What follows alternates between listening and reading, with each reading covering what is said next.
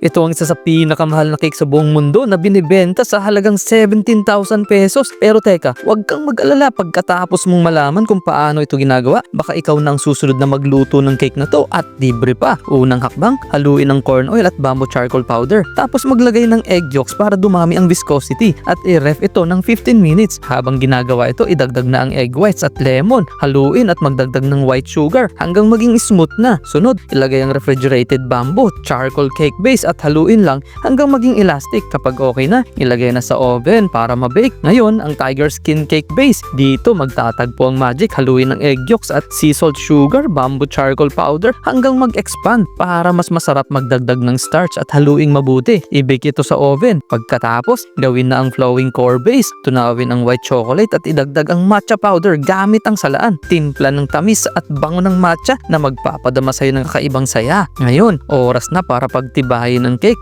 Ilagay ang bamboo charcoal cake base. Tapos magdagdag ng sweet cream at prutas para sa extra lasa at nutrition. Balutin ito ng tiger skin cake base at ilagay ang matcha flowing core sa gitna. Sa uli, budbura ng matcha powder para magmukhang perfect. Ayan na, isang oozing flowing core cake na matamis at malasa. Isang kagat at yak magugustuhan mo. So handa ka na bang subukang gawin to at matikman ang cake na parang isang obra maestra?